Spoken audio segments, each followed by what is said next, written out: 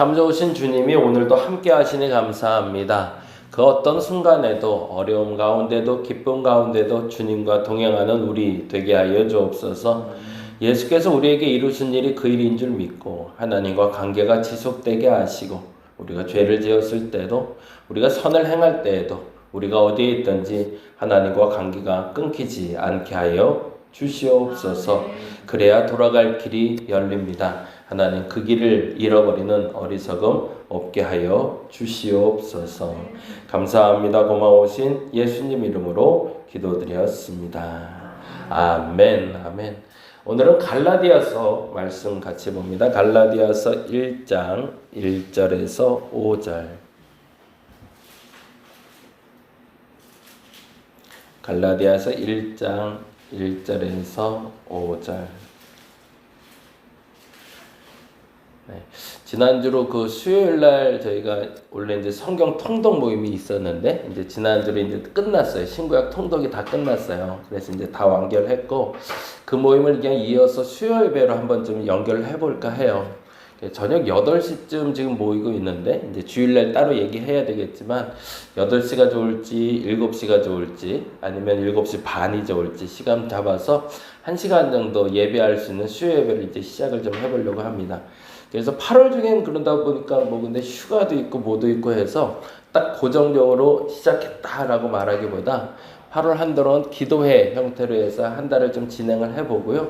그래서 시간을 좀 맞춰서 정식 시작은 8월 말부터 해서 정식 수요예배 시작하는 걸로 한번 기도하고 준비하고 있습니다. 여러분 기도해 주셔서 수요예배 이제 우리도 시작해야겠다라는 마음으로 같이 동참해 주시면 감사하고요.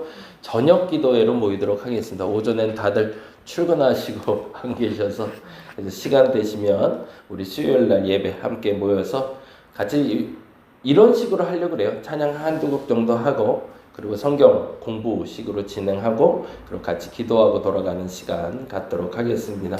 위에서 기도해 주시고 8월부터 준비해서 본격적으로 한 8월 말부터는 정식 예배로 시작된다 생각하시고 동참 부탁드리겠습니다.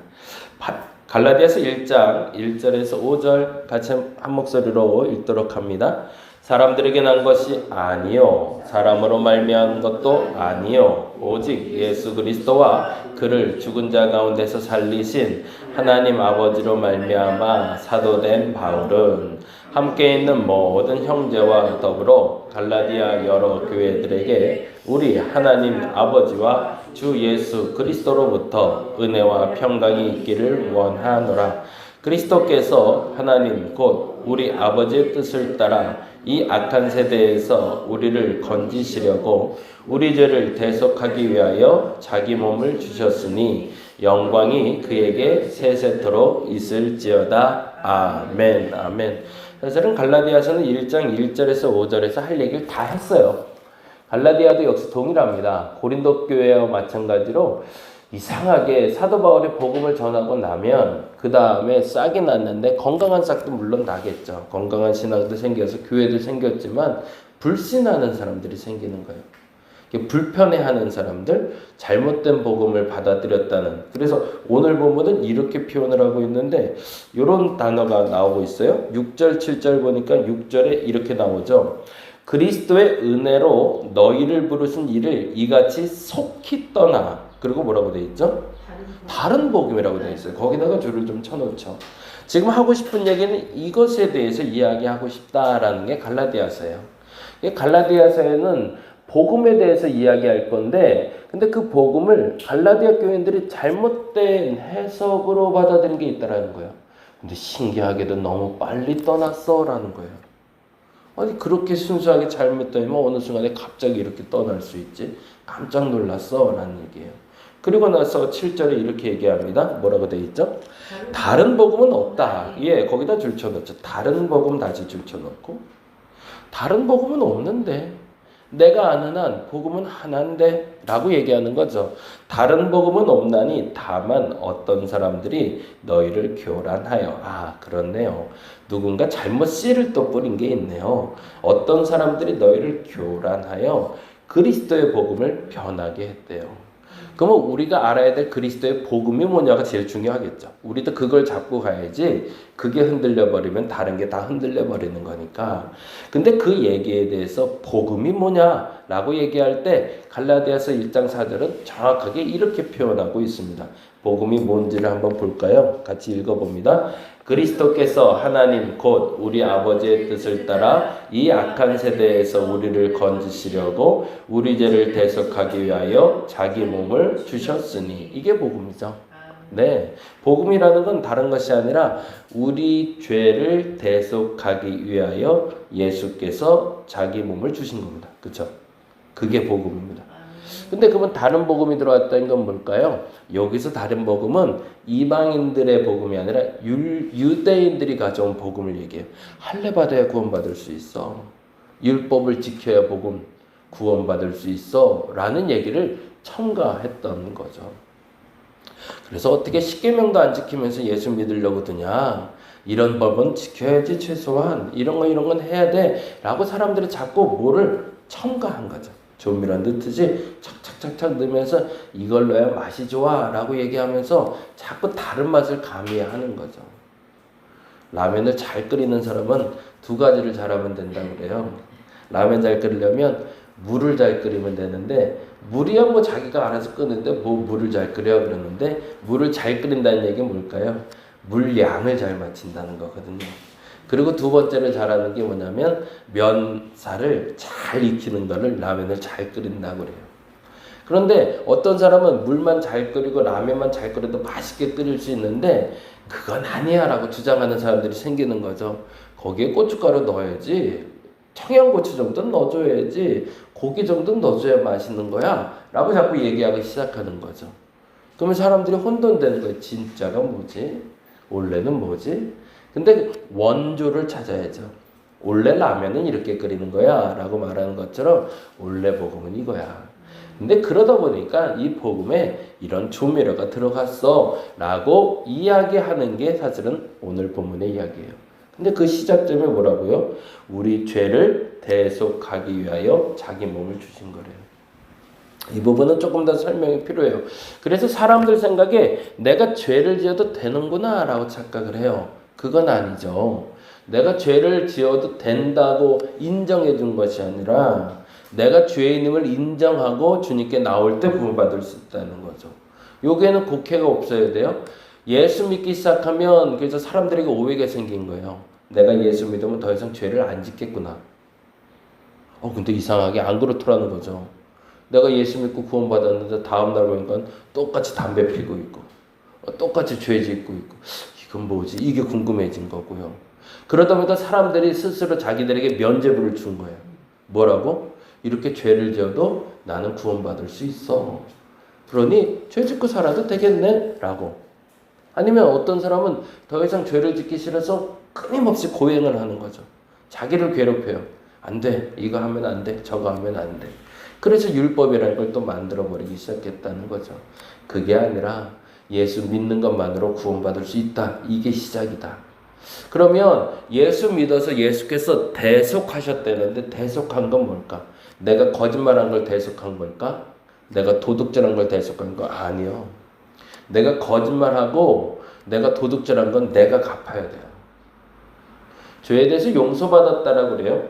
그리고 죄를 용서하기 위해서 교도소에 넣어요. 사람을. 예를 들어서 도둑질한 사람을. 그러면 그 사람이 용서받기 위해서 어떻게 하면 돼요? 교도소에만 들어가 있으면 용서받나요? 안 돼요. 도서에 들어가서 자기가 어떤 방법이든지 도둑질한 값을 치르고 나와야 돼요. 돈이 있으면 돈으로 갚는 거고요. 돈이 없으면 뭐로 갚는 거죠? 몸으로 갚아야 돼요. 그래서 교도소의 수감 중에 다른 일들을 해야 돼요. 그래서 그 일을 시간으로 쳐서 그 일당으로 해서 그 빚을 갚게 돼 있어요. 그래야 도둑질한 게 용서받을 수 있는 거거든요. 맞아요. 모든 게 똑같아요. 예수 믿는다고 해서 도둑질한 죄값까지 예수가 갚아주시는 게 아니에요.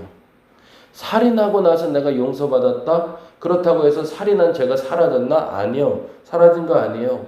그 살인한 사람은 그 살인 당한 사람의 가정을 위해서 평생 죄값을 치르면서 살아야 돼요. 그러면 예수께서 치러주신 대속은 뭐죠? 예수께서는 대신 대가를 치르셨다는데 그건 뭘까요? 그게 하나님과 끊어진 관계를 연결해 주셨다는 거예요. 그건 우리가 연결할 수가 없거든요. 우리가 죄 때문에 우리의 죄값은 우리가 치러야 되지만 그 죄로 인해서 끊어진 하나님의 관계는 우리가 이을 수가 없어요. 그래서 하나님이 예수님을 대신해서 그 대가를 치르셨어요. 그래서 그 대가는 뭐냐면 당신이 십자가에 달려 돌아가시면서 양쪽에 연결된 끈이 끊어져 있자 그거를 연결하는 역할을 했다는 거죠. 그래서 예전에 중학교 때인가 어느 목사님이 그 설교를 하셨는데 그 설교가 굉장히 짜릿하게 남아있어요. 예수님의 십자가를 설명하면서 어떻게 설명할지를 많이 고민하신 것 같아요. 젊은 목사님이셨던 것 같은데 우리 예수님이 어떤 형태로 돌아가셨어? 그러더라고요. 이게 사람들이 다 알잖아요. 양팔 벌려 돌아가셨어. 맞아, 그렇게 돌아가셨어. 근데 그 돌아가신 모습이 어떤 거냐면 하면서 이제 예를 들어 이제 아이들이니까 애들한테 그렇게 설명해요. 이쪽에 전선이 있어. 그리고 이쪽에 전선이 있어. 근데 전선이 끊어져 있어. 근데 그 전선이 끊어져서 온 세상에 전류가 안 통해. 그런데 그걸 어떻게 연결할까 하다가 한 사람이 양쪽을 잡은 거야, 그런 거예요. 그리고 이쪽 전선을 잡고 이쪽 전선을 잡아서 양손으로 잡았더니 그 사람 몸에 전류가 흘러서 전 세계에 전류가 흘러가게 됐어. 라고 얘기하더라고요. 근데 그 사람은 그걸 놔버리는 순간 세상 모든 사람에게 전기가 안 흘러. 그래서 그분이 평생 그 전선을 붙잡고 계셔. 그게 우리 예수님이야. 그러더라고요. 아유, 근데 중학교 때는 그 말이 쏙쏙 이해가 되는 거예요. 아, 그렇겠구나. 그래서 지금도 우리의 끊어진 전류를 하나님이 연결하게 해서 그분을 십자가에 이렇게 매달려 놓으셨구나 라고 해서 십자가에 달리신 예수님을 기억하게 만들어 주셨어요. 우리 예수님이 만약에 그 손을 놔버리면 우리는 어떤 죄를 지어서 하나님과 연결의 끈이 끊어지는 게 아니라 예수를 안 믿기 때문에 끊어져 버리는 겁니다. 예수께서는 그 연결고리를 지금도 붙잡고 계시다는 거죠. 그게 대속하기 위해 자기 몸을 주셨다라는 표현이에요. 근데 그 표현을 또 이런 표현으로 하고 있습니다. 4절 말씀 다시 읽어볼까요? 그리스도께서 하나님 곧 우리 아버지의 뜻을 따라 이 악한 세대에서 우리를 건지시고 거기다 줄 쳐놓죠. 이 악한 세대에서 우리를 건지시려. 그게 중요해요. 자기 몸을 그 십자가 사건으로 전류가 흐르게 하는 것처럼 우리를 연결해 주셨는데 세상은 그렇게 얘기한다는 거죠. 이 악한 세대는 구원받을 수 없다라고 말하거나 아니면 하나님 외에 다른 수단이 있다고 얘기한다는 거죠. 그거 믿지 말라는 거죠. 그 악한 세대가 너희를 속이려고 할 때 너희에게서 건져내신 예수님을 믿으라라고 얘기하고 있습니다. 저와 여러분이 그 믿음이 굳건해지시기를 간절히 바랍니다. 예수 아니면 사실은 구원의 방법이 없습니다. 그것은 앞서 말씀드린 대로 내 도둑질한 대가도 치렀다는 건 아니에요. 도둑질한 건 대가 여러분이 치르셔야 돼요. 남의 돈 훔쳤으면 그건 내가 갚는 거지. 왜 예수님이 갚아줘요? 거짓말했으면 그 대가는 내가 치르는 거죠. 내 잘못은 내가 치르는 거예요. 하나님과 관계가 끊어진 것만 예수님이 연결해 주실 거예요. 그래서 내가 용서받을 수 있는 자격을 부여받은 거지 다른 걸 부여받은 게 아니에요. 그리고 나서 그것이 세상에 뭐라 하든 그 말 믿지 말라는 거죠. 세상에서 예수 말고 다른 거 많은데 뭐 그거 믿어도 돼. 괜찮아. 절에 가도 괜찮아. 거기에도 구원이 있어. 그러진 않아요. 거기서는 그 전류를 연결해 줄 분이 안 계세요. 그래서 우리가 예수를 믿는 이유가 되는 거죠. 그리고 이렇게 얘기합니다. 그걸 뭐라고 얘기하죠? 다시 한번 4절에 같이 읽어봅니다. 그리스도께서 하나님 곧 우리 아버지의 뜻이래. 거기다 줄 쳐놓죠. 그러면 정리가 되네. 복음이란 뭘까? 여러분 이제 세 가지로 설명하실 수 있어야 돼요. 갈라디아서를 읽었다라고 하면 복음은 뭐예요? 우리 아버지의 뜻이야. 우리 하나님의 뜻이야. 다른 사람이 계획한 게 아니야. 우리 하나님 계획이야. 그러니까 그게 옳은 거야 라고 말할 수 있어야 돼요. 그리고 두 번째로 말할 수 있는 건 이 악한 세대에서 우리를 건져주시는 게 복음이야. 사람들이 다른 복음 있다고 그러는데 다른 복음 없어. 예수가 복음이지 라고 말할 수 있어야 된다는 겁니다. 그리고 마지막 너무 중요한 게 있죠. 뭐라고요? 그분이 우리 죄를 대속하기 위해서 자기 몸을 주셨어. 그거라는 게 복음이야 라고 말할 수 있어야 그리스도인이라고 말할 수 있습니다. 오늘 이 시간에 다시 한번 점검받을 수 있기를 바랍니다. 그리고 여러분의 죄에 대한 대가는 여러분이 치르시기 바랍니다. 그러나 하나님과 끊어진 죄에 대한 대가는 하나님이 예수 통해서 나를 연결해 주셨다는 걸 믿으시고 그 예수님에 대한 굳건한 믿음이 흔들리지 않아 진짜 복음 전할 수 있는 저와 여러분 되시기를 간절히 바랍니다. 기도하겠습니다. 다른 류의 복음이라는 건 없습니다. 어떻게 다른 복음이 있을 수 있습니까? 복음은 오직 예수 그리스도입니다. 그 예수 그리스도를 내가 온전히 전할 수 있는 주의 사람들 되게 하여 주시옵소서. 그 믿음이 굳건하여 흔들리지 않게 하여 주시고 그 믿음으로 말미암아 구원의 확신을 갖게 하여 주시고 그 구원의 확신으로 오늘을 멋지게 살아갈 수 있는 저들 되게 하여 주옵소서.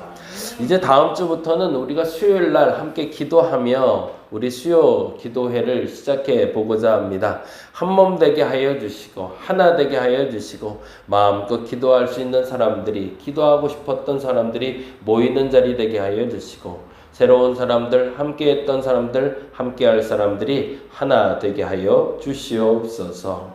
하나님 감사합니다. 고마우신 예수님 이름으로 기도드렸습니다. 다 같이 기도하고 돌아가겠습니다.